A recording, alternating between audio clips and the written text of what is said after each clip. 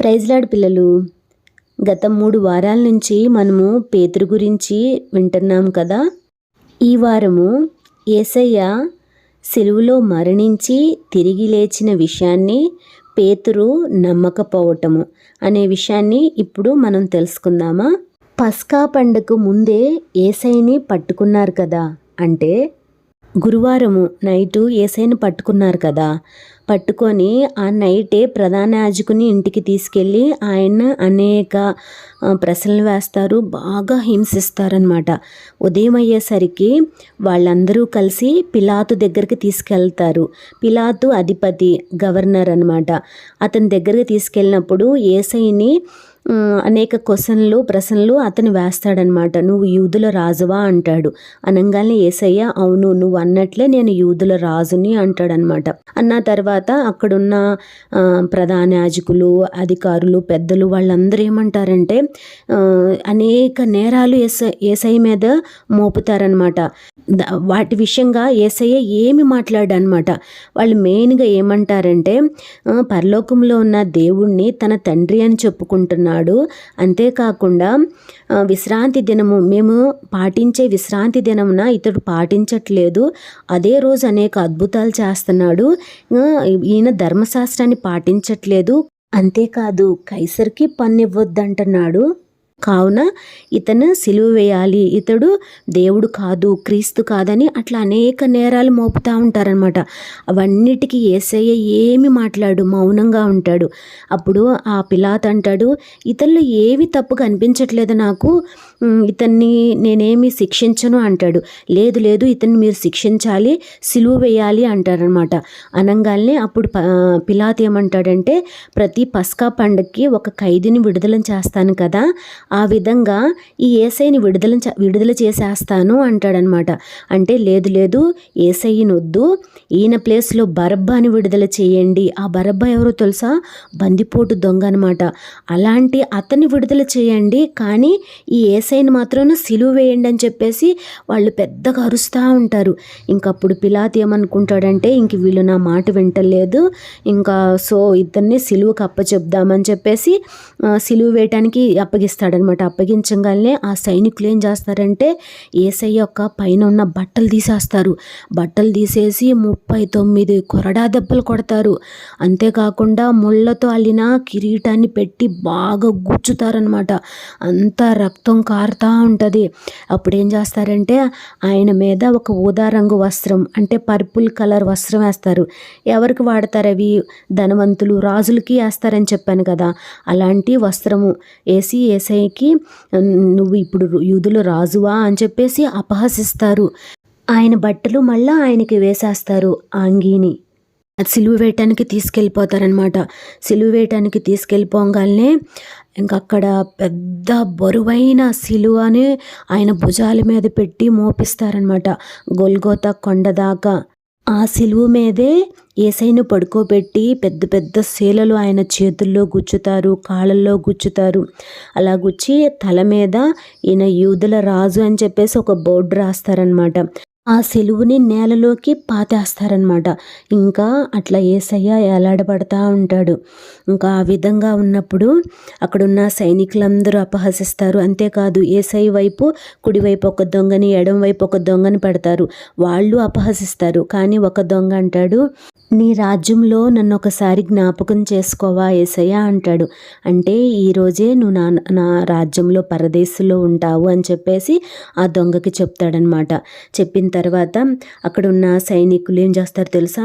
ఆయన మీదున్న బట్టలు వాటి కోసం పంచుకోవటానికి చీటీలు వేసుకుంటారు, ఇది నాకా అని చెప్పేసి. ఎందుకంటే యేసుప్రభు మీద ఉన్న వస్త్రానికి కుట్టు లేదంట, పైనుంచి ఒకే విధంగా అంగీలాగుంది. అందుకోసము ఆయన వస్త్రం కోసం చీట్లు వేసుకుంటారు. అవన్నీ దేవుడు చూస్తా భరిస్తా అవన్నీ బాధలు భరిస్తూ ఉన్నాడనమాట. ఇంకా ఆ తర్వాత ఇంకొక సైనికుడు చూసి, ఇతను నిజంగా నీతి నీతిమంతుడు అని చెప్పేసి అంటాడనమాట. అప్పటికి టైము 12 అవుతూ ఉంటుంది. రాత్రంతా నిద్ర లేదు, ఉదయం నుంచి ఏమీ తినలేదు తాగలేదు. అప్పటికే 12 అయిపోయిందనమాట. ఎంతో బాధ పెట్టారు. ఇంకా ఆ 12 అయిన తర్వాత ఇంకా లోకమంతా చీకటి అయిపోయిందనమాట. ఆ చీకటి 3 గంటల దాకా చీకటిగా ఉంది. పెద్ద భూకంపం కూడా వచ్చింది. ఇంకా దాంతో ఏమైద్దో తెలుసా, యేసయ్య అంటాడు, తండ్రి నా ఆత్మని నీ చేతికి అప్పచెప్తున్నానని చెప్పేసి యేసయ్య ప్రాణం విడిచేస్తాడనమాట. దేవాలయంలో ఉన్న అతి పరిశుద్ధ స్థలంలో ఇట్లాగా కట్టను ఉండిద్దన్నాను కదా, ఆ కట్టను 2గా కట్ అయిపోయిద్ది అనమాట. ఇంకా అక్కడ ఉన్న వాళ్ళందరూ చాలా బాధపడతారు.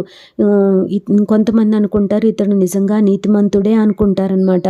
అక్కడున్న ఒక సైనికుడైతే తన బల్లెంతో యేసయ్య చనిపోయాడా లేదని పక్కన ఇట్లా పొడుస్తాడు. యేసయ్యకి పొడవంగానే ఆ ప్లేస్లో నుంచి కొంచెం రక్తము నీరు కారిపోయిద్ది అనమాట. ఆయన శరీరంలో ఉన్న ప్రతి రక్తపు బొట్టు మన కొరకు మన పాపాల నిమిత్తం మార్చేశాడు. సాయంత్రానికి అరిమత్తి అని యోసేపు అని ఒక అతను ఉంటాడు. అతను చాలా ధనవంతుడు. అతను ఏం చేస్తాడంటే పిలాతు దగ్గరికి వెళ్ళి యేసయ్య చనిపోయాడు, అతని దేహాన్ని నాకు ఇవ్వండి అని అడుగుతాడు. అనగానే పిలాతు అంటాడు సరే తీసేసుకోండి అని చెప్పేసి అనగానే అతను ఏం చేస్తాడు, తన కొరకు కొత్త సమాధి రెడీ చేసి పెట్టుకుంటాడనమాట. ఆ సమాధిలో మంచి నార దుస్తుల్ని యేసయ్యకి చుట్టి యేసయ్యని ఆ సమాధిలో పెట్టి ఒక రాయినితో మూత వేసేసి ఇంక వెళ్ళిపోతాడనమాట. ఆయన వెళ్ళిపోయినప్పుడు కొంతమంది స్త్రీలు కూడా చూస్తారు ఆయన ఎక్కడ పెట్టారు సమాధి అనేది. అట్లాగే అందరూ ఇంకా ఇళ్ళకి వెళ్ళిపోతారు. ఎందుకంటే శుక్రవారం సిలువ వేశారు కదా, శనివారం అంటే వాళ్ళకి విశ్రాంతి దినము. ఇంక వాళ్ళు ఏ పనులు చేయరు, ఇంట్లోనే ఖాళీగా ఉంటారనమాట. దేవుడిని అప్పచెప్పారే, సిలువ వేమని అప్పచెప్పారే, వాళ్ళందరూ కలిసి మళ్ళా పిలాతు దగ్గరికి వెళ్తారు. వెళ్ళి పిలాతుతో ఏమంటారంటే అతను బ్రతికున్నప్పుడు మూడో రోజున నేను తిరిగి లేగుస్తాను అన్నాడు. ఆయన లేగకపోయినా కానీ ఈ శిష్యులు ఆయన లేచాడని చెప్తారు. అందుకని ఆ సమాధి ముందు మేము వెళ్ళి కాపలా కాస్తామని చెప్పేసి వాళ్ళు పరిసయ్యులు ప్రధాన యాజకులు అందరూ వచ్చి అడుగుతారనమాట.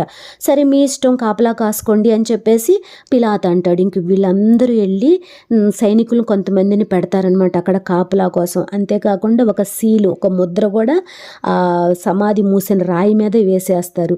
వేసేసి వెళ్ళిపోతారు. సైనికులందరూ కాపలా కాస్తూ ఉంటారు.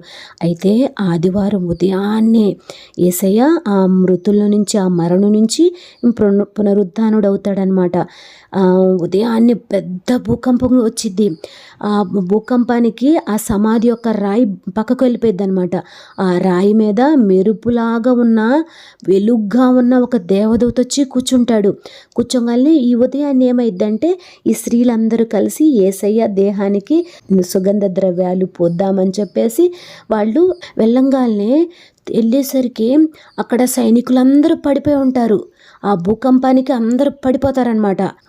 పడిపోయి ఉంటారు. సమాధి ఏమో ఓపెన్ అయిపోయి ఉంది. ఏమై ఉందా అని చెప్పి చూడంగానే ఆ దేవదూతలు చెప్తారనమాట, యేసయ్య ఆయన మృతుల్లో నుంచి లేచి ఉన్నాడు, మీతో చెప్తానే ఉన్నాడు కదా, ఆయన అదే విధంగా లేచి ఉన్నాడు అని చెప్పేసి మీరు వెళ్ళి శిష్యులకి ప్రకటించండి అని చెప్పేసి చెప్తారనమాట. ఇంక ఈ స్త్రీలు పరిగెత్తుకుంటా శిష్యుల దగ్గరికి వెళ్ళిపోతారు. వెళ్ళిపోయి శిష్యులకు చెప్తారనమాట, యేసయ్య మృతుల్లో నుంచి లేచాడు, ఆయన సమాధిలో లేడు అని చెప్పేసి వాళ్ళు వెళ్ళి చెప్తారు. అయితే శిష్యులు నమ్మకపోగా పేతురు, యోహాను పరిగెత్తుకుంటూ వస్తారు సమాధి దగ్గరికి. అవునా అని పరిగెత్తుకుంటూ వచ్చి చూడంగానే పేతురు లోపలికి వెళ్ళి చూస్తాడు. చూడంగానే యేసయ్య కనిపించడు. యేసయ్యకు చుట్టిన బట్టలన్నీ మడత పెట్టి ఓ పక్కన పెట్టుంటాయి అనమాట. అది చూచి మళ్ళా పేతురు ఇంటికి వెళ్ళిపోతాడనమాట.